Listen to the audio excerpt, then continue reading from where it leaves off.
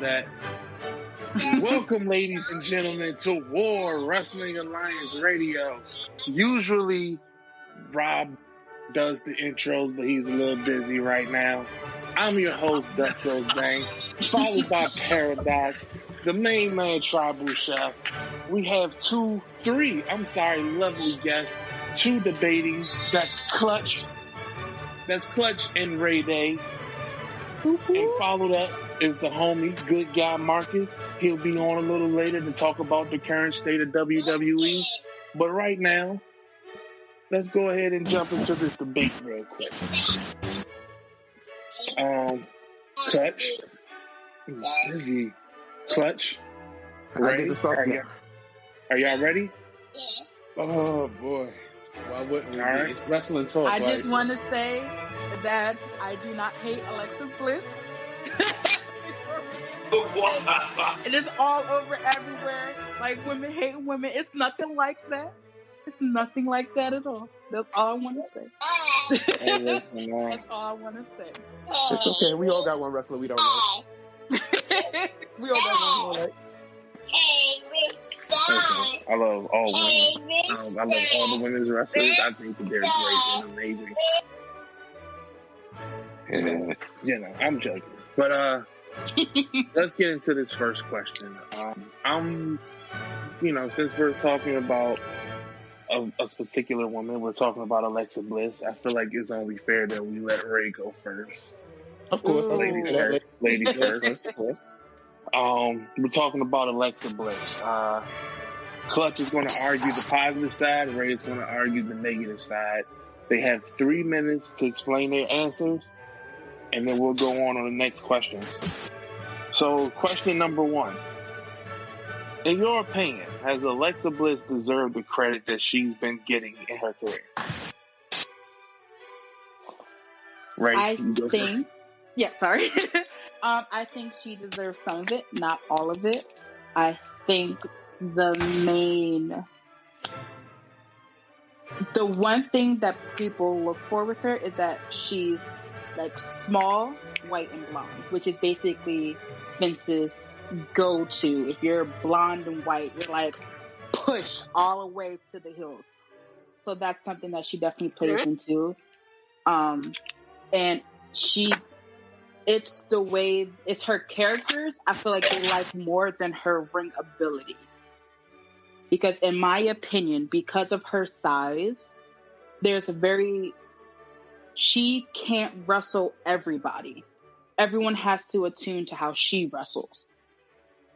So that limits her, in my opinion, into the things that she's able to do against people who are around her size, maybe weigh a little bit more than her, or may even, who are taller than her. That she deserves some of the, accolades that she got? Yeah, all of them. Not so much. I think that she definitely plays up with too. I'm pretty and I'm small and I'm a bad girl, and you love bad girls. Things that wrestle, WWE, a lot of the male wrestling fans love.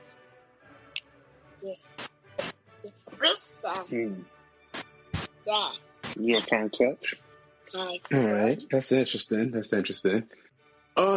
Obviously she does, because if you think of the time and money that's been invested to her, she is a 5-time women's champion. She is a 2-time WWE women's champion, tag team women's champion, won the Money in the Bank, cashed in the same night, and won the first women's elimination chamber match, I believe. So she is highly invested into. And at that point in 2017, next to Charlotte Flair, she was one of the better heels that the WWE had in the women's division. Now, opposing to her size, she is 5'1", and she's only 100 pounds. So I agree that people are going to have to adjust. However, this is where one of those cases where the styles make matchups in this scenario. Because she is smaller, she has to adapt, and everybody does have to adapt to her. However, the biggest woman on the roster is by far Nia Jax. So whoever she does have to go against, usually she meshes well with, because of they're roughly around that same weight class, that same size. And again, the matches that she really's been up against in terms of opponents were 3 out of the 4 horsewomen who's constantly in the title picture. She's beaten Bayley twice. She's beaten Sasha Banks twice. And she's beaten Becky Lynch twice. And all of them were within title matches. So she's invested, and I get, Vince has this thing with blondes and if they're cute and everything. Cool. However, other than Charlotte, Trish, and Alexa herself, Tori Wilson wasn't pushed to the moon, nor was Stacy Keibler.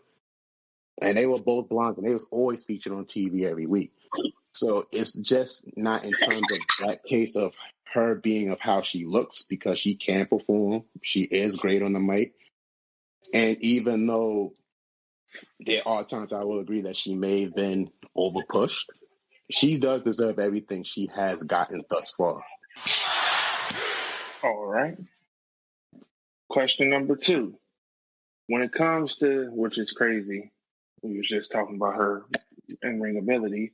When it comes to in-ring ability, does she have it or is she overrated? I will say that she's overrated.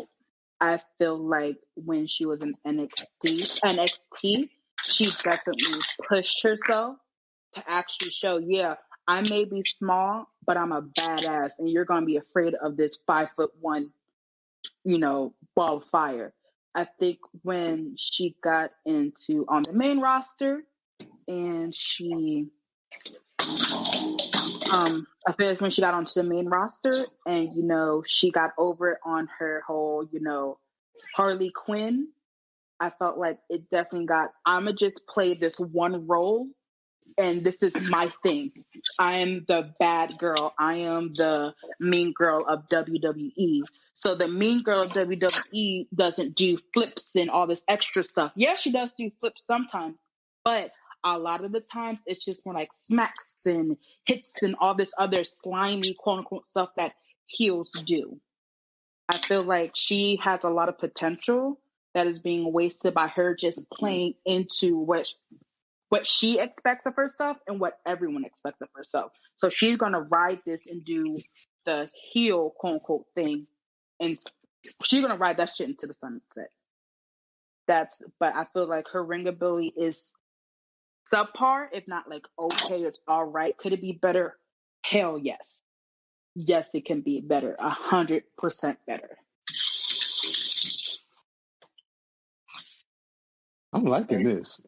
All right, Clutch, your turn. I'm liking this. Got me thinking over here. All right, but let's go. Is she overrated or is she not? No, she's not. And I'll tell you why. Again, she's been in matches with 3 out of the 4 horsewomen who's constantly always in the title picture.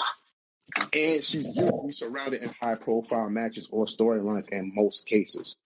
So even though most of her career she is a heel, that's what makes her great, because some people are better off as heels than they are faces. I.e., I'll give you an example. I couldn't take Seth Rollins serious as a face unless he was within the Shield. He's better off as a heel. Edge to me is better off as a heel. They work better in certain dynamics opposed to being heel and faces. Now, in terms of her in-ring ability, that's what makes it work even better. When she had I'll save that for the next question, but when she is a heel, she does work a lot better because she's going against people who could work well as faces. Bayley was the lovable face. You have, as you said, she was the mean girl, so she came in and sat there and bullied the nice girl Bayley. That's what made it work. She went against Becky Lynch, who was a popular babyface on SmackDown. Beat her twice for the title. That's what made it work. She cashed in on Nia Jax when Nia Jax was at the top where she was a face. That's what made it work. And it's because she has that smaller stature, it gives her that frame of, okay, I may not be able to out-wrestle you or out-power you, but I can't outthink you and outsmart you. That's where the man himself, Triple H, Cerebral Assassin, usually always got most of his wins. He's always steps ahead of the game. Alexa Bliss is no different. You see what she's doing now with Eva Marie. She's playing mind games with her. So that's just now another element that she's adding that she's always had, but she's using it just in this different case as a face.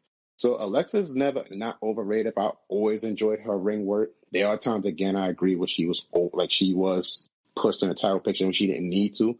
However, it's because she was one of the better heels on SmackDown and then Raw, which all that went to SmackDown.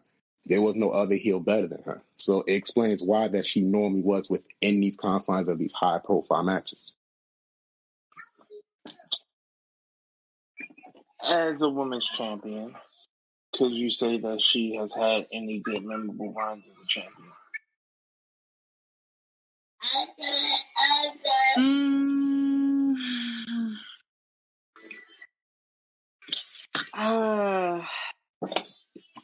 Now, see, I feel like this is going to be dick for me to say, but honestly, no.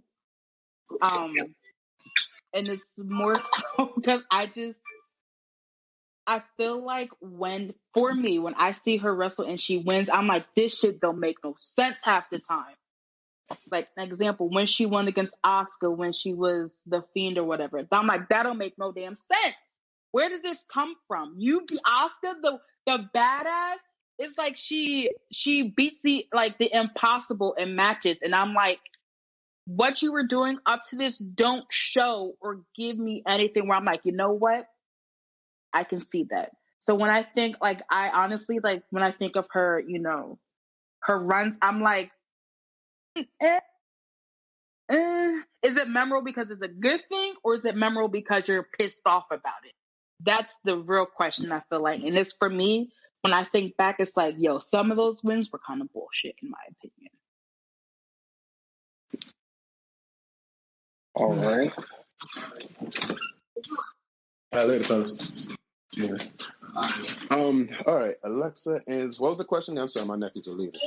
The question pretty much is, as a champion, has she had any memorable matches? I would say the one with Sasha that she had, and the one with when she beat Becky in that TLC match at in 2016. It was a tables match, TLC. Alexa is weird because within those confines, when she had her matches, it's like every 2 months she was within a title picture. So again, it goes back into her being invested into. So if you look at Charlotte, for example, why is Charlotte always in these high-profile matches? Because she could deliver every time. Same thing you see with Sasha, you see with Becky, even Asuka. So it's not like Alexa is, again, I would say she really had that main one because she was always within that title hunt. So I agree with her. Like, I wouldn't say she had a memorable one, but I will sit there and say because she was always within those title confines of that matches, that she is literally like one of the better champions that WWE has outside of the Four Horsewomen. She is one of the better ones. Right. And that'll be that's question 4. I'm going to turn it over to the tribal chef, and he's going to take over from here with the questions. Thank you for that transition, and this has been a great debate so far. And one of the questions that's actually been on a lot of people's minds is the character and gimmick of Alexa Bliss. And one of the things that makes her interesting is that it seems that she kind of gravitates a lot towards other people's characters and gimmicks, Bray Wyatt more recently being an example. So my question to both you and Ray and Clutch is, do you think at any point in her career she's ever had an original character of her own?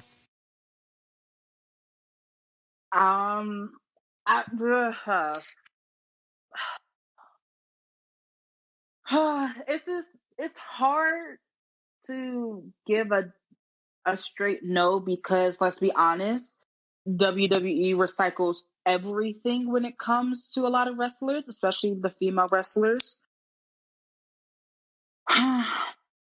Maybe in her earlier career, I think it was a little bit more original.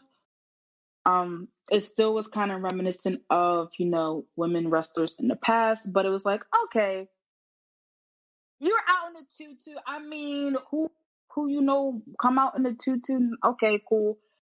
I feel like after the whole, and I even say this before, that Harley Quinn, I think that's when it was kind of like, okay, they like it when she plays someone else's character. They love that type of fan service. So we're going to run with that because that's our moneymaker. So has she had an original? I would say out of scale, like one, like out of 100%, I would say 30% was original, 70% was everyone else's, but that's because it sells on her.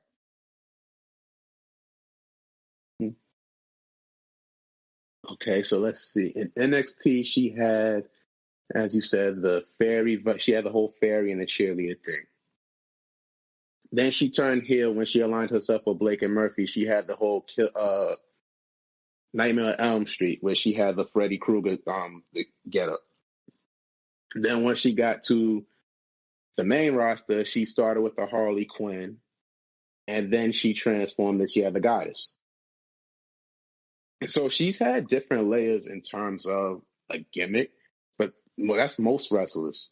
If you think about it, you look at The Rock, where he went from the Nation of Domination to the corporate champion to the people's champion, the Brahma Bull. Everybody had elevation in terms of a gimmick. That's what really keeps everything new and fresh. And now she has the Fiend gimmick, which honestly she really shouldn't have. But to her credit, she's been carrying that whole thing while Bray was out. However, she's been changing gimmicks at all. You know, she's always been having a different gimmick. It may not have stood out as everybody else's, where Charlotte is the queen or Bayley was a lovable hugger. Becky went from the fire red head to the man, where she has that whole Kill Bill vibe. Sasha being a boss. Some wrestlers have that one gimmick where they can stick with it and run with it, and then you have others where they always elevate something different. Alexa seems to be one of those where she just had something different, but I think it's because she pulled it from something. She always pulled it from somewhere. Harley Quinn, as you said, that more or less may just be her favorite character in the DC universe, and that's where she got inspiration from. The Goddess may be another one. You look at Seth Rollins, where he went from SummerSlam. He always came in with something he always pulled the inspiration from. When he had that match against John Cena at SummerSlam, he had the whole White Ranger type of thing going on with the outfit. The last match he had Extreme Rules with Rey Mysterio, he had his outfit that he wore in WCW. He pulled the inspiration from that. So these wrestlers are always pulling inspirations from somewhere. Like now, Seth Rollins reminds me of the Joker in this kind of sense because of the laugh, the suits, the tactics, everything. So I think as wrestlers, they have to constantly pull gimmicks everywhere. And I think that's what Alexa's been doing within her career from when she started to NXT, with the exception of now, because I know that whole thing between her and Bray was supposed to be a joint thing, but that blew up. But other than that, I think most of the time she had her own thing, and that's what she just stuck with as she evolves. Great points from the both of you. Thanks for answering that question. Now, when we think of women's wrestling, we think of a lot of great matches that involve talent like Charlotte Flair, Asuka, Bayley, Sasha Banks. But when the conversation comes up about Alexa Bliss, has she had any good rivalries or matches in her career? And if so, would you be able to name them and why they were great matches? I think for me, the best one, in my opinion, would be Alexa versus Nia. Not just because I love Nia, but you kind of see how that friendship devolved, not even just on stage, but off stage as well. Because if you actually followed them, you would see like they unfollowed each other and they were kind of taking shots at each other from Twitter, Instagram, Facebook. I'm like, bro, who fights over Facebook? But they were like sending like shots at each other. So you can kind of see like from that they'll come together, and then Alexa would say some funky stuff or whatever, and Nia would be like, "Excuse me," and then she'll try to blow it over, but it'll always be in Nia's back of Nia's head. Excuse me. So you can kind of see like that friendship kind of being like destroyed and deteriorating like right in front of your eyes. And you know, when it came to the matchup, I felt it was really good because you can kind of like see the anger be from both of them. Not even just because you know the friendship was over, but they both said some wild shit to each other. You know what I mean? like through all the messages. And you're like, I hope they got an okay from each other to say this stuff, because if not, those punches are going to be real that they're landing. Like, this is actually going to be blow for blow, and we don't know who's coming out. I think that was the best one because it seemed like a very organic relationship that fell apart, that wasn't like super duper staged. But in the end, we all know it was staged, but you could definitely see like, damn, if I wasn't a fan who'd been watching it, you would think they were really beefing. I think that's the one that stood out the most for me. I'm going to say that her best matchups, or literally her best rivalries, I was going to sit there and say, I want to say Becky Lynch, because at that point, that's when the whole brand, they started doing the whole thing with WWE over their brand splitting. They got Shane and Power one show, Stephanie and Mick in another show. And at that point, that's when SmackDown had their own women's title. And the inaugural champion was, again, Becky Lynch at that first time. And Alexa not only bested her once, bested her twice within that match for TLC. And when I believe the title was vacated and she beat Becky again to win her second title. So at that point, you have SmackDown's top face, you have SmackDown's top heel within the women's division, and they were constantly fighting for the title because there was really nobody else at that point. Actually, no, Naomi was another top face, but she went out with injury. So you have the top heel within Alexa, then you have a top face in Becky going back and forth for our title. So I believe those were her best matchups, at least that I can recall, literally because it was, again, the exception of a new title. You have your own platform on SmackDown, so you're not congested in terms of having a whole bunch of star power within at that time, because Bayley was still on NXT. Sasha and Charlotte was on Raw fight for the Raw Women's title. So this was perfect for her. So I believe that her and Becky was probably the best one that she has had. Now, if Alexa Bliss were to leave the WWE today, would there be a piece missing in the women's division because she's no longer there? Nope.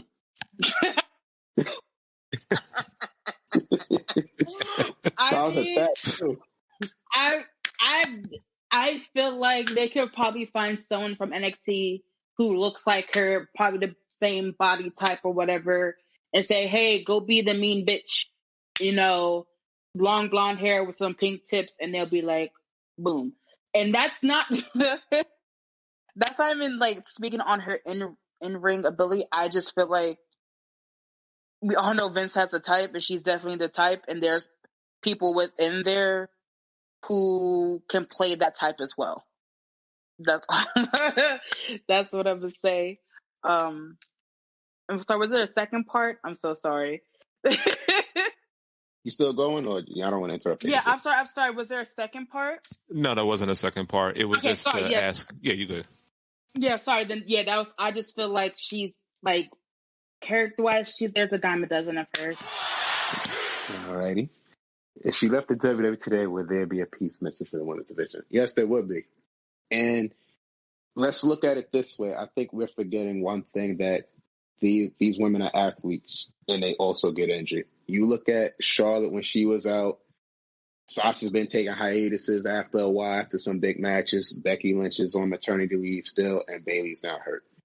So in this case, it's always, like we say in sports, it's next man up, or in this case, next woman up. Alexa has been, again, in prominent roles and storylines ever since she's got to the main roster. And even if you could say, all right, let's check in NXT, there's nobody in NXT that I can think of remotely that could, in this case, at least maybe with the exception of Io, that could sit there and at least fill in that void in terms of what Alexa's done within 2016, since 2016.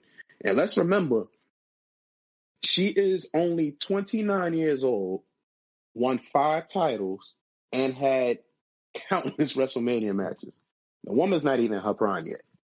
So the fact that, again, she's in this place now and she's had these matches with great superstars like Charlotte, that match of Survivor Series they had was great.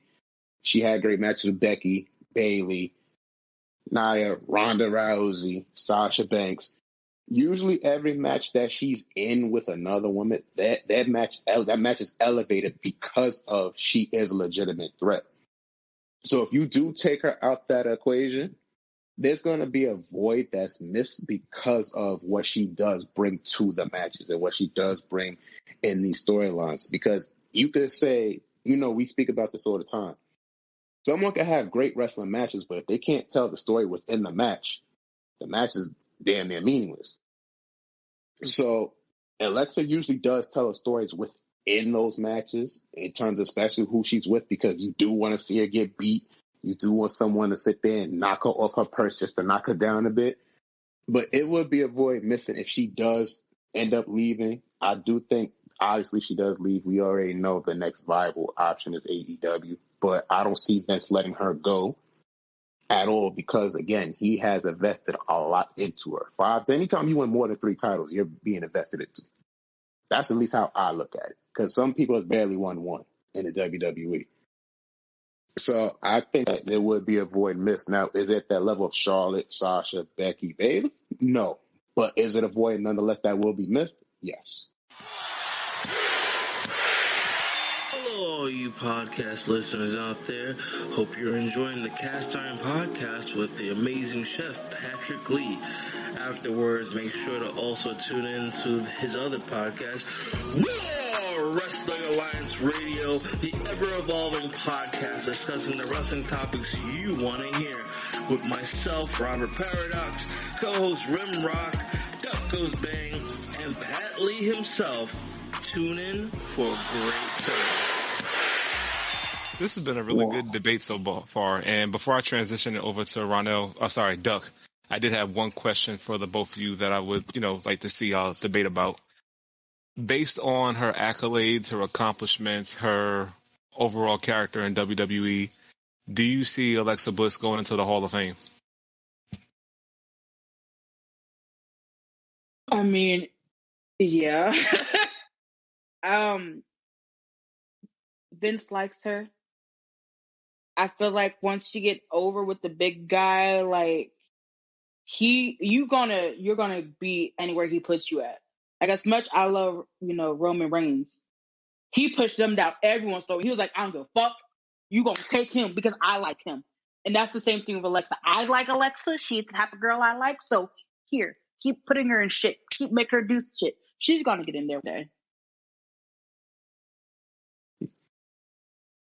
Fellas, why y'all didn't tell me that I'm debating a fellow Roman fan? Come on now. Y'all know we gotta sit together with these type of things.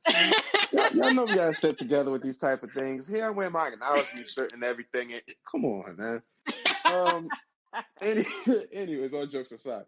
Yeah, she's going to the Hall of Fame, regardless. With her accolades, like I said, a 5-time women's champion, 2-time women's tag team champion. It's hard not to send her to the Hall of Fame. I mean, if Tori Wilson got to the Hall of Fame just for sex appeal alone, because she honestly didn't wrestle too much, little to at all, then there's no doubt in my mind that Alexa Bliss is going to be in the Hall of Fame. She, like I said, she has been in positions where it's like, okay, I have to legitimately watch. Like, if I'm a competitor, I have to legitimately watch her because she is shifty, she is sneaky, and she can sneak up on you. She's proven that time and time again. And if you've seen this past year within 2020, her being involved in a storyline with Bray Wyatt and Randy Orton, who, again, Randy Orton doesn't just work with anybody. The fact that she was involved within that type of feud and literally helped carried it as Bray Wyatt was out, that speaks for itself. So, yeah, she's definitely going to go to the Hall of Fame. No doubts about it. No doubts. All right, and Paradox says he has one question as well. Rob, don't be on no Adam Pearce type of stuff tonight. This bullshit needs to stop now. Okay, wait. So his question is, could she fit in any other establishment? New Japan, AEW, Ring of Honor. New Japan? I know for wrestling New Japan. I know for a fact she's not fitting in New Japan. I'm sorry. I mean, here's my thing. New Japan, hell no. Hell no. Anywhere else, I feel like she would have to get she would have to get some training. She would have to get retrained a little bit. She would have to get out of the shtick that she's in with WWE, because yes, you can bring that over to everywhere else, but like those AEW, those other fans are like, okay, give us more. We saw that on WWE. What new are you bringing to us? Give me something I haven't seen before from you. She would have to go back and get some training. Not some. She's gonna have to get back and get some damn training. I ain't gonna say even some. She would have to go back, but maybe. It really depends on how we're. It might be a little bit on the harder side for her. It could. I would never say never, just because people can change and work hard. But I mean, she would definitely need training. Clutch. Robert, you know good and damn well that Alexa Bliss is not going to no New Japan. I don't even know why you mentioned New Japan. Suzuki would have a field day if she sat there and saw her. Ring of Honor. I'm gonna say her stock is way too high for Ring of Honor. I'm gonna be honest. AEW. I could see her in AEW. Her and Britt Baker having that little who's the meanest, that little mean girl clash. I do agree though, one thing that she would have to bring something different gimmick wise. I think the ability will definitely be there. However, in terms of her being either who she is, and like I said, that mean girl type of vibe, I think she would be fine within AEW, because AEW's women's division is pretty stacked and competitive. So I believe she would fit right in. And we all know Tony Khan, the stooge, isn't going to sit there and hesitate to jump on and trying to sign her anyway, because she is that good. And just for him to sign another person just to stick at the events. However, he wouldn't be wrong, because again, Alexa Bliss can go in the ring. She has shown that time and time again. So I could see her going to AEW. Like, if she did go to AEW, I could see her lifting up that promotions women's division a little bit. I have a question. Pat and Rem, what's for dinner today? Because I'm hungry. What's up, chefs? We got a debate here. We ain't got no nourishment. What's going on here? Since my wife knows I podcast on Mondays and be with you guys, he decided to roast a chicken and make some yellow rice. So that was my dinner. How about you, Pat? Well, if you want to know what I have for dinner, go to my TikTok and Instagram at Cooking with Pat Lee to find out. Oh, look, he over here promoting. Don't get out of here with the selfless plug, bro. Look at you over here plugging. We here for it. I respect it. He plugs us on his channel, so it's all. Yeah, I know. For sure. He's always joking, man. But yeah, if y'all want to know what I made, risotto, right? Yeah, I made a Cajun risotto. Hey, nice. Oh, nice. Yeah, hell yeah. Make two of us. I hope you got a table. Big table. I'll bring the White Claw. And that's for Dingo's Bang. Thank you, everybody. Nah, hey, so look. Right here, what we're going to do is stop the debate portion. Thank you, Clutch and Ray, for giving us a wonderful debate. You guys did well. Thank you. I will say, judges, should we actually do a winner here, or should I forgot this was being judged? We just say that the fans won with this one? Since they're both Roman fans, I said they both win. That's my take. Let's go. Roman I could dig it. Talk shit about Shout out to Roman Reigns bringing everybody. Put some respect together, on his name. Bro. Yes, sir. I was about to say, don't let Randy hear. Don't let Randy hear you say you like Nia Jax now.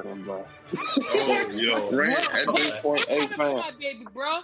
Hey, listen. Who your favorite? Hey, listen. At this point, fam, anything Randy ain't saying it on the podcast, bro, I'm deleting his post, bro.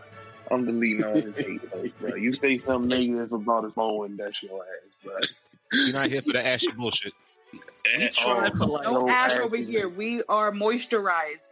No ash. Hey, yo, we tried to do that debate for like 2 months, and it was like, no matter what, he's like, "Oh, I can't do it," or he just disappears. That man would be like, "I'm ready today," and never pop up, bro. Like, what type of fuck shit is that, bro? It was a deadbeat dad of wrestling. I'll show up. Are you ready? Nope. Yo, I'm done. Not the deadbeat dad. Holy I gotta go get some milk real quick. With the 30-year-old fedora, bro. That's super shot. This motherfucker started a war. It's a nice eye. I'm gonna be a pack of Newports. I'll be right back. He said he'd be dad of wrestling 10 years later. Pops out of nowhere. I still love y'all. Disappear again. Fuck. Yep. Like, why would you even do it? Man. That was funny. But, so as you guys hear it, both of them won because they're Roman Reigns fans, and that's what we love. We're a very biased podcast, so hey, you're a Roman Reigns fan, you win automatically, bro. Let's go. I'm with the vibes. But right here, we're going to stop the debate portion.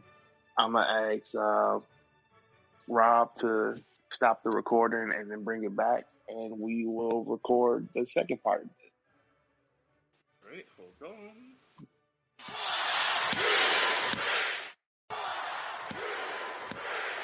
Welcome back to War Wrestling Alliance Radio. This is part 2 of our segment now. And actually for this, we're going to let Duck Goes Bang and Red Rock take over. Go ahead, guys. Let's go. Yo, we're back at it with part 2. This is where we're just going to just sit here and just have a general chat, man. Let's talk about the current state of WWE and where the fuck they're actually going with it. Or let's just hypothesize, because of course we ain't in there. We don't know anything. We're just fans watching it like everybody else. But truthfully, I don't know how to feel as a fan right now. I mean, just all the releases that's been going on and just I'm just not really feeling it right now. Like, I already wasn't feeling much of WWE. I was catching it every now and again, but it's just like now that Bray Wyatt's gone, Braun Strowman was gone early in the year, and even Ric Flair asking for his release. It just doesn't make me feel great to be a WWE fan. Man, I understand where you're coming from. I get it. It's just a lot of randomness that's happening, and I'm sure that it's for a reason. Of course, like I said, we don't know the reason why or whatever. We can just guess. But yeah, it's just a lot of out of the blue, just people getting fired, just these so like big name people, just people that are in the people you would think is safe, but not. And again, nobody's ever really truly safe in WWE. And that's not to say that WWE fucks over people or nothing like that. It's just no one is bigger than the company. So it's a little, what's the word? I guess it's just random. I would say more like disheartening to know that you can do so much work and be creative and still sell merchandise no matter what you're doing. And I'm going to say outright, Bray Wyatt literally always sells merchandise. His merchandise flies off the shelves. People buy the stupidest fucking things that they just make for him.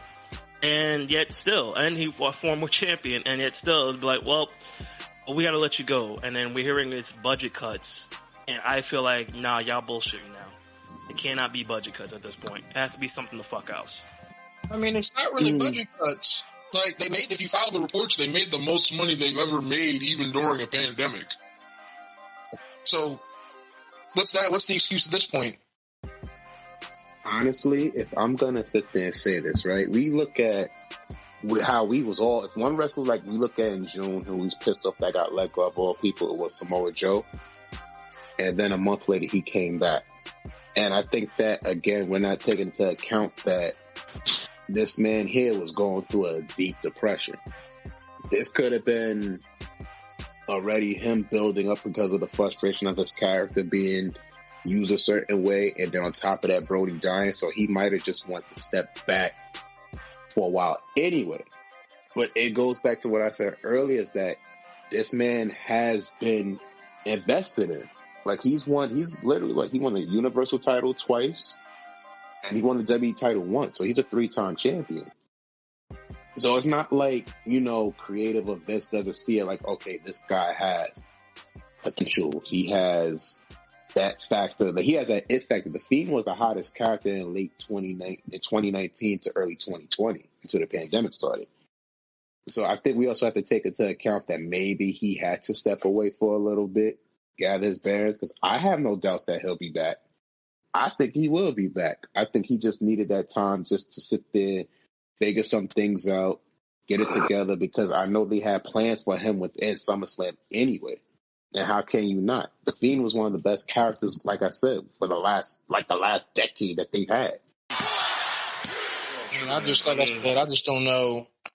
I agree with you to a certain extent, but on some level, you have to realize that on some level, you have to kind of see it as like, if he needs to take a break, we live in a time period where taking a mental health day is starting to become, taking mental health time is starting to become like the norm now. So like, if this was all just a ploy to just get Bray Wyatt a mental health day, then they could have gone about it a completely different way than just saying oh, he's fired, in my opinion. True. Mm-hmm. You got anything to add? Y'all know me. Y'all know me. I'm like always one to kind of rationalize things, whether it be WWE, AEW, more so to the WWE side, and that's primarily because I grew up with it.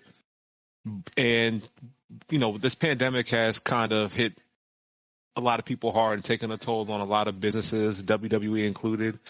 It kind of started when they kind of couldn't have fans in attendance, so they had to go with the Thunderdome route. And, shout out to them for coming up with that way, at least to try to entertain. But even though they did make a lot of money from, like Marcus was saying, this is probably the most revenue they made recently, they still lost a lot of money when it came to live events. They had to cut back with the WWE Network and go into Peacock. So there's a lot of stuff that's going on within the WWE that caused a lot of budget cuts, which in fact led to a lot of talent being released. Now, WWE releases talent every now and then, so it's like no big surprise. They either go to the indies, they go to AEW, or like in Samoa Joe's case, they get their contracts restructured and come back in a different form.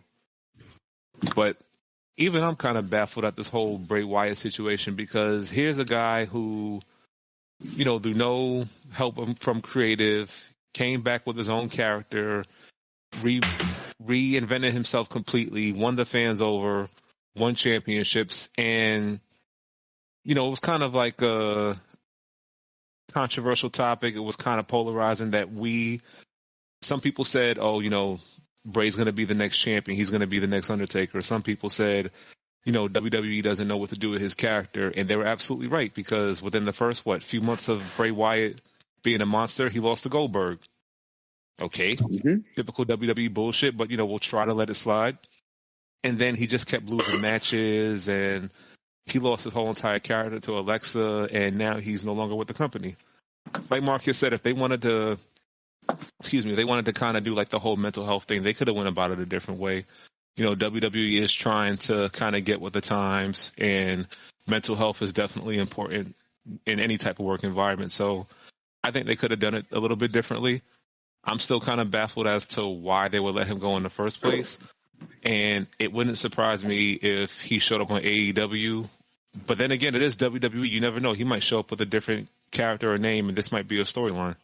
So who knows? I think we just have to kind of wait this one out and see. You know what, Pat? You said one thing, I think, the other day, which made sense to me. There's no way you're letting go someone like Bray Wyatt, but you still keeping someone like Jackson Riker on your books. Or Elias, or hell, even Maria at this point. I think you could have let go certain people before you got to that point of saying, all right, we got to let Bray go.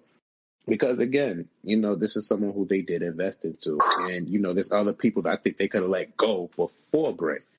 But I do think that he will end up coming back some way, shape, or form. Because, again, despite all of that may have been going on with him, and then the rumors are with Vince and him, how they ran hot and cold, I take that with a grain of salt, because these people sit there and say one thing and then they'll do another, and then it's just for clickbait. So who knows? I think he'll come back because something just don't add up with letting him go, but then you're keeping people that you know ain't nobody's just going to care about.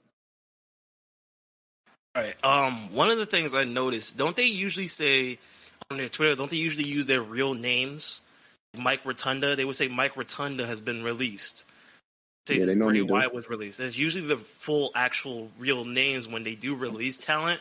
I don't know if that's true or not, but I remember them using real names before. So this could all be a big, huge ass swerve. I mean, Joe came back. That was probably not a swerve. That was Triple H's idea, but you know, you could see the Fiend in NXT. Who knows now? Yeah, I know they said. I mean, but would you really want to see the Fiend in NXT? Like, I mean, like the first thing, like, I mean, like that's probably like the golden thing. Like, you have him face off against Johnny Gargano, or you could have him face off against Karrion Kross. But truthfully, I believe the Fiend is too big for NXT. Not like saying like he wouldn't benefit from it, get some great matches, but he's too big of a name for NXT. By far too big of a name.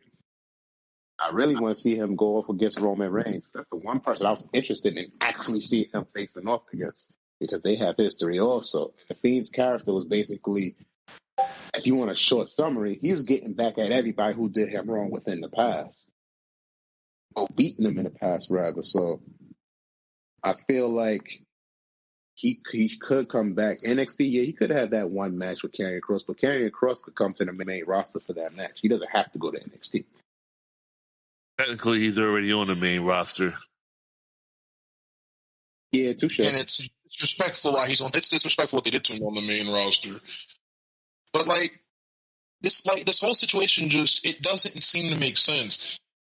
Like, I've been trying to visualize it in my head, trying to make sure I understand. The only thing that I keep coming back to is like, Vince doesn't know how to run this company at this point in time. Like, that's what it honestly feels like. I just go back through these situations. I just go back through situations that are similar to this. And one thing that came to mind was the whole what's the dude's name? He just won a title somewhere.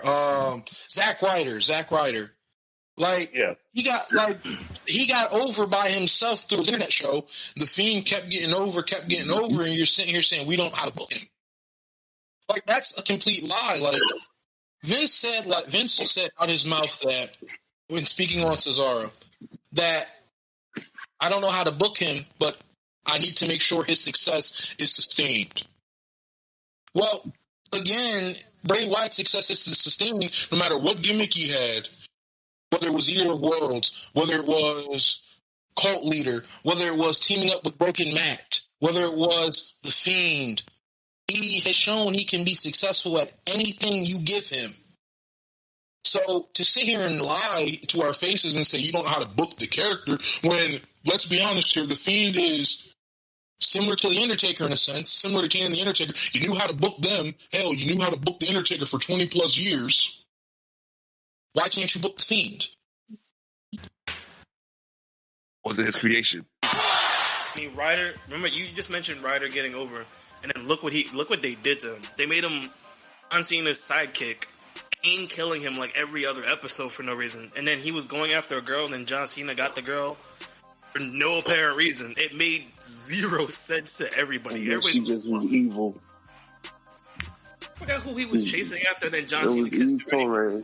It was Eve Torres. We had talked about it a little bit last week, and she's fun too. And she just she's very gorgeous. But she just randomly flipped the switch and turned evil. It's like you were literally just. Actually, I remember this one. John just came back. Kane was trying to get John to be a heel, practically. That's when him and Zack Ryder were becoming buddy. John saves Kane, and then saves Eve from Kane in the hospital because he tried to kidnap him. And then that's when Eve kisses John, and then Zack sees Eve kissing John, and then it becomes a whole love triangle. That was actually an interesting story. I think that should have been somebody else but John, because we already knew how that was going to go. But that wasn't a bad storyline. But yeah, it's just a whole. It was a whole mess to it. Also, don't forget. Sorry to cut you off, but don't forget that was also during the time that they were trying to build up Cena. I think it was for the once in a lifetime match with The Rock, the first one, not the second one. I think it was to build up Cena for that. They were trying to. They didn't know how they wanted to book Cena. They didn't know if they wanted him as a heel or a face, and they were just trying to build him up.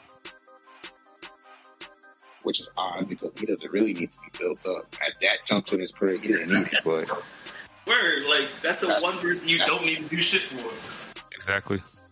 But then again, I just thought about this too. I know you mentioned how he was able to put the Undertaker and Kane in them. Yeah, I remember at those times in the late 90s and early 2000s, he was able to get away with just about everything. I'll give you two examples. This man came in literally every week on television with a do-rag on and said the N-word on live television. Real quick, free finish. I still don't know how he didn't get slapped for that. I do not know how Booker T, and he said it to Booker T. No, he said it to John Cena, and Booker T was right there. He said to John Cena. I don't know how Booker T didn't whip his ass for that one. Like, I'm sorry.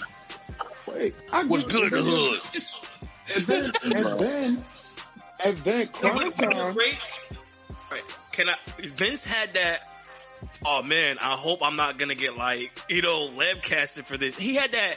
Oh shit, I really did say it myself face too. He was like, "Fuck, is this gonna fly? Am I gonna get jumped in like 5 seconds or some shit? Like, what's going on?" Let's not act like Do-Rag Vince wasn't the best villain of all time. Yeah, he was. Yo, that was the best version of McMahon ever, bro. Wait, didn't he put the do-rag on after he was shaved bald? Yep. Yeah, because he was and won the ECW title. ECW title. Yep. That's the only man that can beat Roman Reigns at this point. Then I had 360s.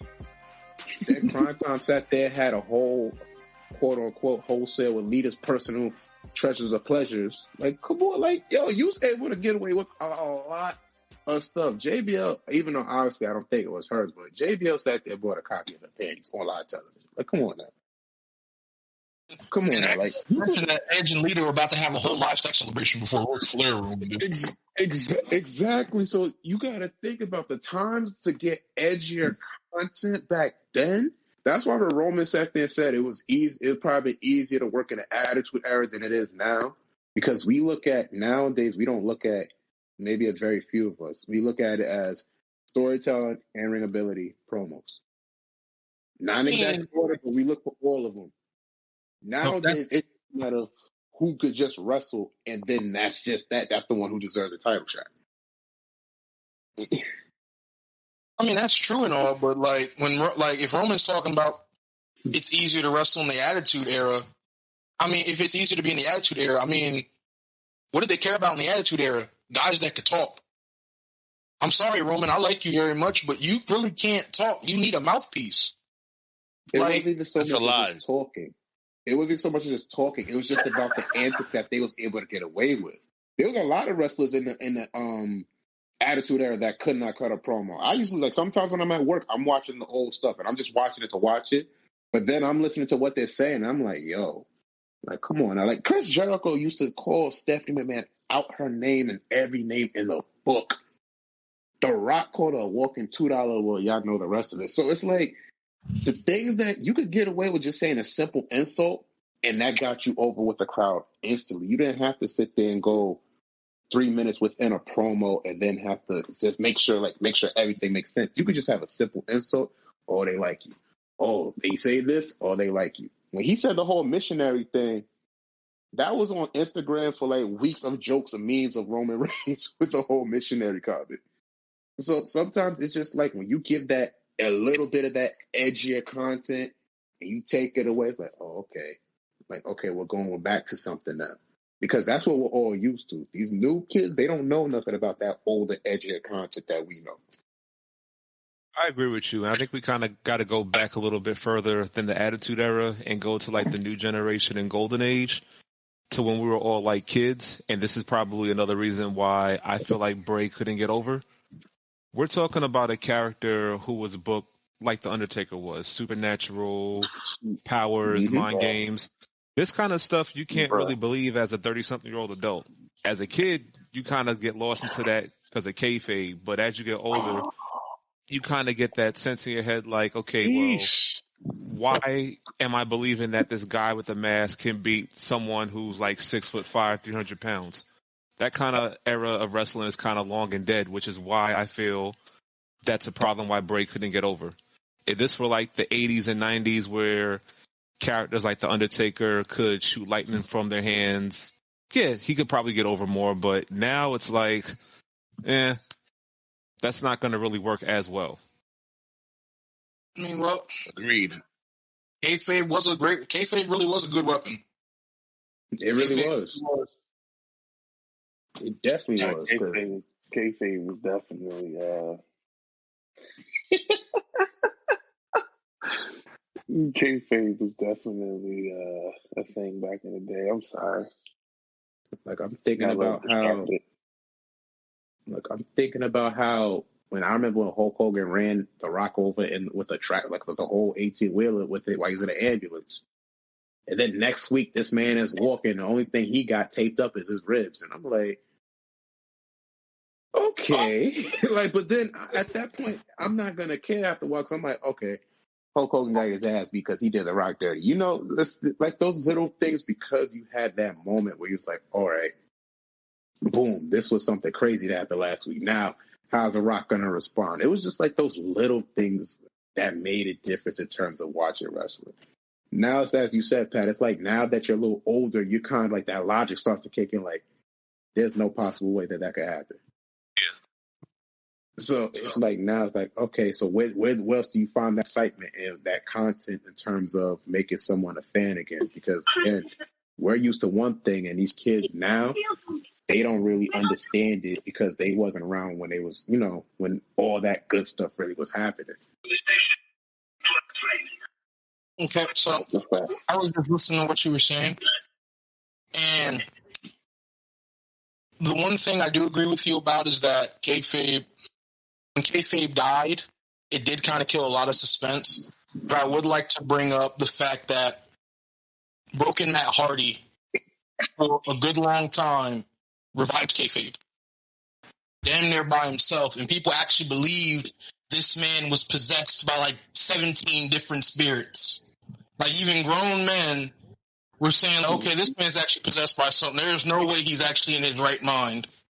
Like I feel as though now I get it. Like he was also in TNA and he was on the indie scene, and so that's a more rabid fan base. But I feel like if Broken Matt Hardy can get over, if he can get over in a time where kayfabe is dead, then so can the Fiend. It's literally just like I really think Vince just does not like booking things that are not his creation. Like I really think he wants to. I think he really has this God complex in him that's saying like, I created this empire. Everything under my empire is my creation. And when you come in and you break expectations, you break the mold. He loses faith in you. I mean, just take a look at how he said, I don't know how to book Broken Matt Hardy. Are you kidding me? One of the most over products from the indie scene. You don't know how to book him? You don't at this point, let the wrestlers book themselves. They know exactly what their character would do. They can come consult you about maybe budgets and all that. But if you want characters to get over, have them book themselves. That's why he signed Matt Hardy because of that broken gimmick.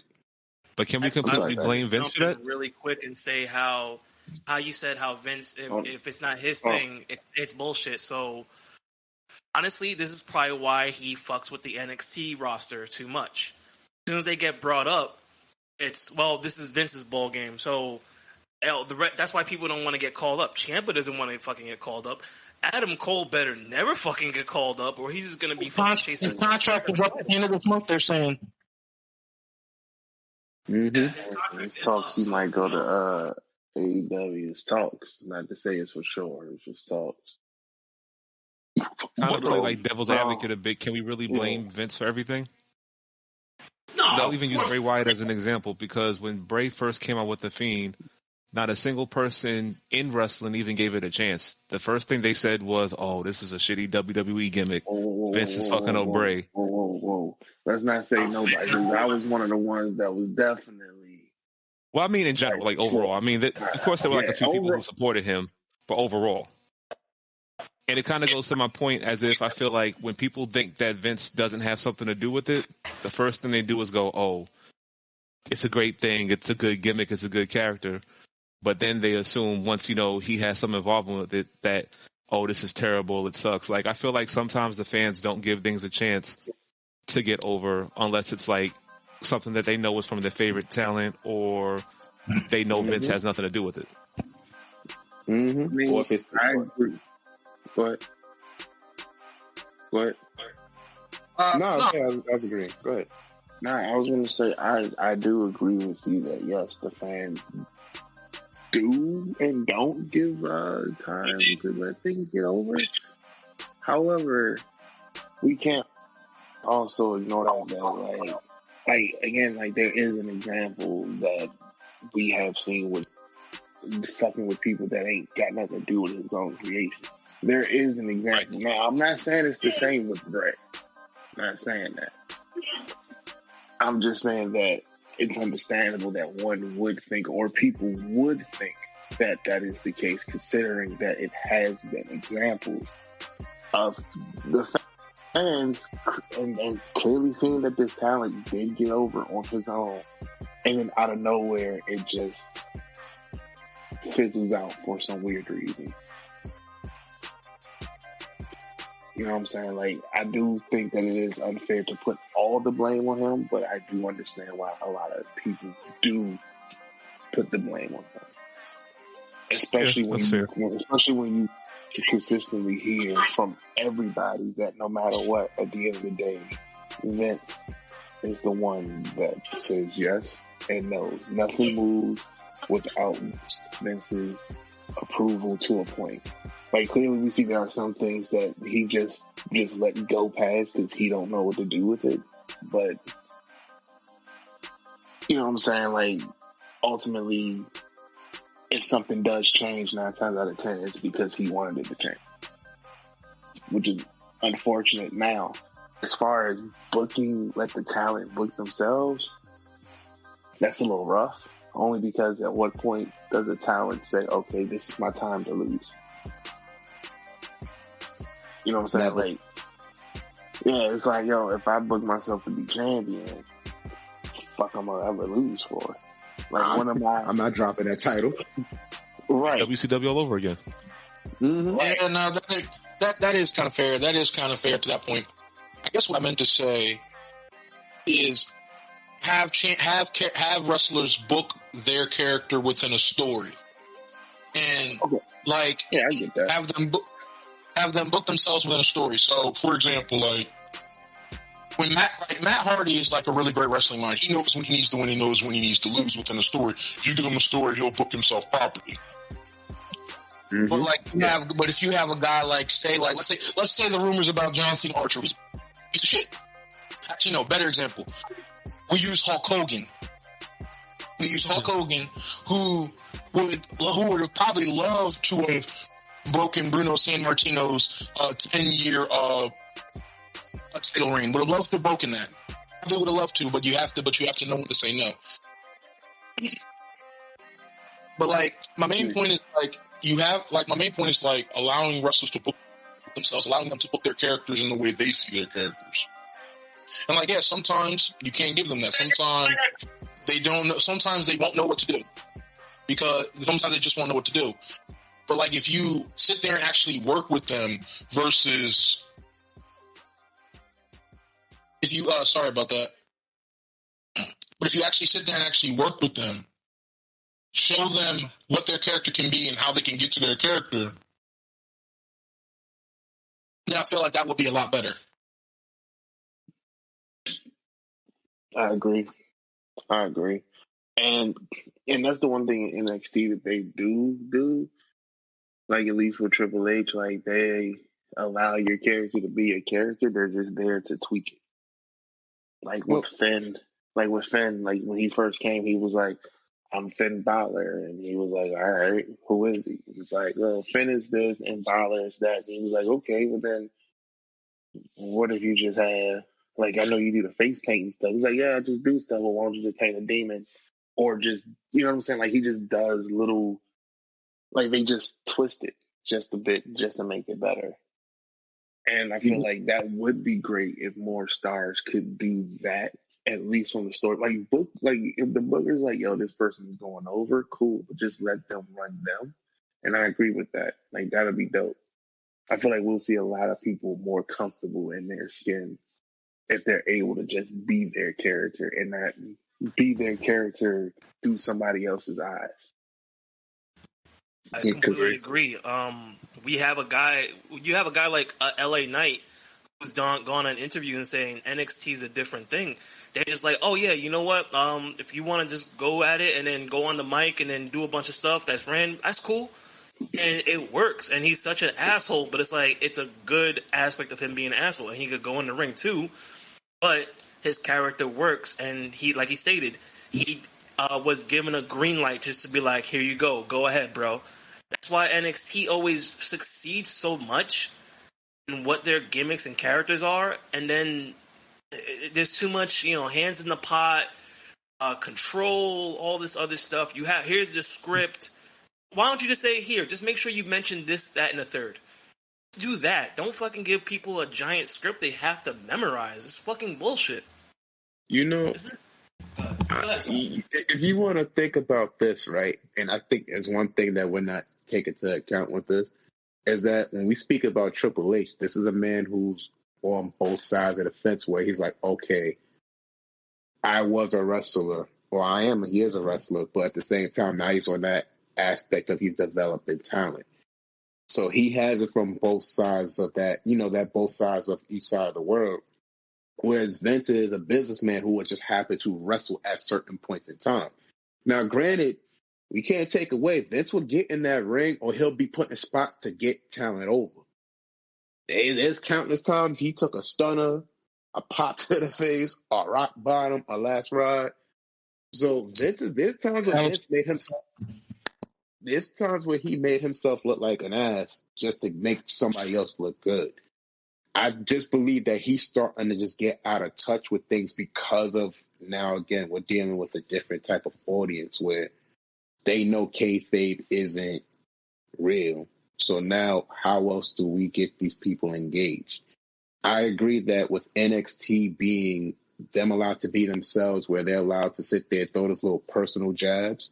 You look at someone like Isaiah Swerve Scott, who's now reinvented himself in terms of he's able to incorporate what he does in his spare time with music, with Ashante Adonis, Top Dollar, B-Fab. You look at someone like Adam. You look at the whole Undisputed era, how they came from indie scenes and how they became a top team just because they was allowed to be themselves. So I think if Vince gives that leeway for some of these guys on the main roster to sit there, allow themselves to get over organically, like how Nikki Cross's that whole superhero gimmick that she got going on. That's something she thought of. I kind of personally think it's a little, I'm not sold on it completely, but if that's something she wants to do and it's going to get her over, now she has to go out there and make sure the fans sit there and are invested within what she's trying to show. That's my thing, because now you got only a couple of guys that's only allowed to really have that creative freedom. Randy Orton, John Cena, Edge, Roman Reigns, maybe Seth Rollins. There's a couple of guys that get that leeway to sit there and be like, all right, go out there and do what you do. Oh, by the way, my boy Keith Lee won, so boom. I got a question for y'all, and I'm not saying I'm on either side of the fence. It's just something I just thought about. Now, we all agree NXT in most ways is, at least in my opinion, has its moments where it's better than Raw and SmackDown in terms of like wrestling, quality, that type of thing. And we're saying that, this is what the fans want. They want to see talent actually, just be themselves, not follow a script and just like build themselves. So if this is what we want from a wrestling program, why? And keep in mind, I don't really care too much about ratings. I don't think ratings has anything to do with it. why isn't NXT's ratings as high or higher than Raw's or SmackDown's, or even to a lesser extent, not a lesser extent, but even to the same comparison, AEW? Like, if this is something we want to all watch and we all feel as if like what wrestling should be, why doesn't it get that much support to the point where NXT is the number one show in WWE? Well, that's because, at least in my opinion, for me, you're not like NXT is going to be for people that are genuinely wrestling fans. Like, there are people that are fans of wrestling, and then there's wrestling fans. I think that people who are wrestling fans are going to watch NXT. They're going to watch Raw. They're going to watch everything because, again, they should watch everything, but again, they're fans of wrestling. They're wrestling fans. Now, people that are just going to watch a Monday or a Friday because they recognize the big names or recognize Raw or recognize SmackDown, those are people that are going to just watch it. Usually casual fans. The casual fans are going to just tune in because they want to tune in, and that's that. So I don't think a lot of those casual folks are going to go to NXT, which is why you ever really kind of look at it. Most of the people that do come up and all of that from NXT to the main roster don't really get that big of a pop unless they was on the main roster and you know them, like Finn Balor or Samoa Joe. Like, think about when the biggest tag team at the time to me in WWE period was Enzo and Cass. At NXT, they were smoking. They came up to the Raw roster after WrestleMania. It was like, same with the Ascension. Hot one way, come to the main roster, and nobody knows them because, again, those casuals aren't going to go looking and searching for NXT. They're just going to be looking at what they can get accessibility to. Now that NXT is a bit more accessible, it might go up. But again, if you don't recognize the faces, names, or just the show, chances are they're not going to watch it. So I wouldn't say that it's how the show is ran per se. I just think it's, again, just the nature of the beast, just how shit is. Yeah. Before anyone else answers that question, sorry to interrupt you. That kind of brings up to my second point. So if we have the assumption and the expectation that NXT is pro wrestling and WWE is for casuals, why do we always expect WWE to have a wrestling program? We know that WWE is entertainment. We know that it's not always going to be 5-star matches and, whatnot like NXT, AEW, or New Japan. But I feel like because a lot of fans grew up with that with WWE, they can't seem to grasp that it's not a wrestling company anymore. But we kind of judge it as it is. I think for that question, a lot of reasons why is because ultimately, like, as much as we, people on this chat and some people out there in podcast land might understand that, yes, it is entertainment, people still expect good entertainment, a good show. Like, if you look at it like this, like, I like Grey's Anatomy. I've been watching Grey's Anatomy for all the seasons. 17 seasons. 17 seasons. The last season was kind of ass. It wasn't really that entertaining. I get why it was ass. It just wasn't really that entertaining. But it still was entertaining enough to where I kept up and I kept going with it. It might not be wrestling, it might be entertaining, but it still needs to be entertaining enough for people to want to watch, and people should still want to expect good entertainment from a show. Now, again, they're not going to like everything that they do, because let's be honest, we don't like everything. I think my biggest issues with those type of people are the people who consistently complain about everything and choose not to, like, you know what I'm saying? Like, all they do is just complain and have nothing good to say about it. Those are the people that piss me off the most. In a weird way, actually, I mean, I said weird way, an interesting way, Pat, you answered your own question. I think it was years ago, maybe a couple years ago.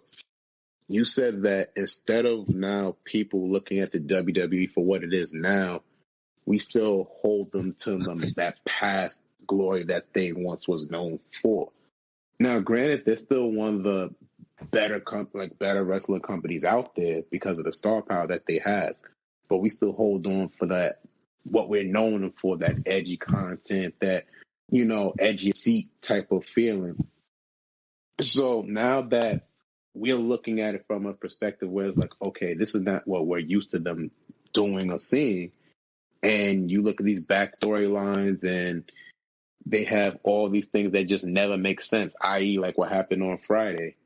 Well, at least for now, until we figure out what goes on with that. But it's just like I said, we're used to seeing the WWE for one way, and instead of what they are now.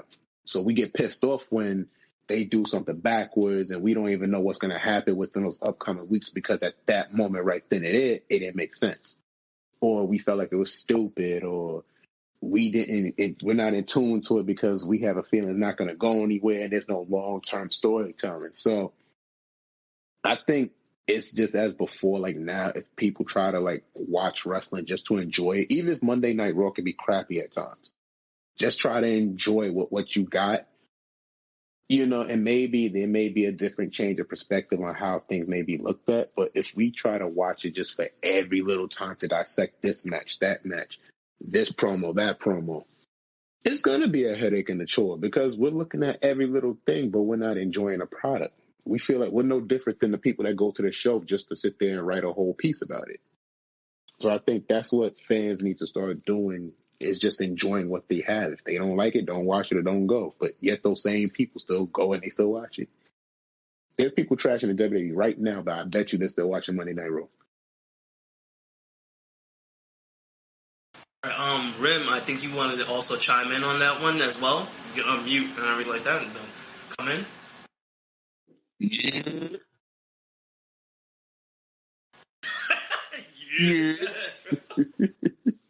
So my New York niggas, yeah, you know my New York niggas. That's some true New Yorker shit. So I was trying to chime in on a part with the whole outlook with NXT and everything. So my thoughts was basically, maybe it's the presentation. You know what I mean? Because you got to think about every other show that's on TV, from Raw, SmackDown, even AEW Dynamite. Like it's pretty, it's shiny. You got explosions and fireworks and pretty colors and shit. You know what I mean? NXT, the wrestling is A1. You know what I mean? But on the same note, it's just dark, drabby. You might got your little interest music, but you know, there's no fireworks. It's the same color palette every week. I mean, except when they do special things like, you know, the like the bash on the beaches or the in your house type things. That's when it gets colorful. So it'd be harder for the casual person who's watching to be like, oh, okay, well, I watch the other shows. It's so pretty and it got my attention. But then turn on NXT with its dark palette style, it's like turn on Ring of Honor. So, you know, that loses people's attention. So that was my little reason of why I wanted to say. Back to you, Pat. That was awesome. Makes sense. This is something I've thought about for a while. Why doesn't NXT get the same amount of ratings as, say, like AEW or the main roster? When NXT was just still a developmental brand, everyone snapped when Seth Rollins was crowned, I believe, the first ever NXT champion. Yeah, the first ever NXT champion. Mm-hmm. Everyone loved it. And then you got the Big E, then the Adrian Nevilles. And then the next one that really brought emotion and tears to people's eyes was Sami Zayn. Mm-hmm. And then it took a long time, and so that organic emotion. And the last time we actually had an actual feel-good championship, like I'm talking about like an actual feel-good, like this guy really deserved it, in my opinion, was Johnny Gargano. And I love Keith Lee. I love me some Keith Lee. I really feel like he deserved to be the first ever dual champion in NXT. But the last time we had an actual organic feel-good, the fans loved it, was Johnny Gargano. And like, now that everyone can see into what is supposed to be like a close-knit family, it kind of ruins the mystique NXT had. Like, that's why NXT can't really get much ratings, because along with everything you guys said, it really doesn't feel close-knit at one sit on the WWE network. Because I remember when I first started watching NXT, like actually watching NXT, this was back during the Finn Balor and Samoa Joe era. Like, I would be hard pressed to miss an episode. Like, I would run home to make sure I was on time, and I got off of work at 7, and it took an hour for me to get home, and I made sure I ran home to watch what was going on in NXT, because I felt like I was part of a family. Now, I don't feel like I'm part of a family when watching NXT. And so that's honestly why I feel NXT is failing. Like, if they took it off the network, I'm pretty sure interest in NXT, if they put it back on Peacock and didn't put it on network TV, I'm pretty sure interest in NXT would skyrocket right back up. But now that we have it so readily and available, people don't really want it. They still kind of want it because the wrestling is good, but, like, we don't have those good feel-good moments we used to have. You know why, right? It's the same reason that people are mad at Raw. They threw an extra hour in there, threw the whole chemistry off. NXT was only an hour show. Then they went to 2 hours, just like Raw was a 2-hour show, and it went to 3 hours. And this is the reason why we both pissed off, and we love both shows dearly. Saturating wrestling. I can agree with that. I can truly agree with that, because I think the extra hour wasn't necessary. Like, NXT was probably the only wrestling show in the world that could evolve, that could have you at the edge of your seat from a guy. And, like, this is how NXT used to go. Like, it's crazy how I used to go. The first match would be some type of developmental match, like between some guy that's in WWE's developmental system and like a main star. The next one will be like a 10-minute hitting fest, and then the last match is going to be the main event, which is going to be like the main NXT star. But through all of that, there was a lot of emotion in that. Like, every bit of it, you cared about that wrestler. Like, and it's crazy to think about it, but people actually cared about Baron Corbin. Before he was King Corbin, they actually cared about Baron Corbin, because there was just so much emotion in his character. People actually cared, and now no one cares, and it sucks. It really sucks. I think because they moved to the network, is that they had that there wasn't interest for NXT, and I think that's a reason why they moved to the network, because NXT is like one of those underground type of wrestling. Like, it was like that underground, like nobody, like, you know, only like certain people know about. And the more star power that they got coming in from the indie scenes, like Adam Cole, Bobby Fish, Kyle O'Reilly, Keith Lee, Medium, the more they started getting these people, and, you know, like I said, the hardcore fans would know these guys. I'm like, oh shoot, they in NXT, so now a whole bunch of people's gonna want to start watching it. So I think it was just that reason was the reason why they moved it more likely to a network. And not to mention, with these network deals, they can get paid a little bit more too. So I think there's also that we have to take account for also, because NXT, even though they're now in the network, they still put on good shows every week. But I think because those ratings haven't gone up, because it's the same people watching it. So now I think it's for their challenges, how do we get more eyes on people watching it? All right, guys, we actually have to cut it short on this note. Everybody else's amazing opinions.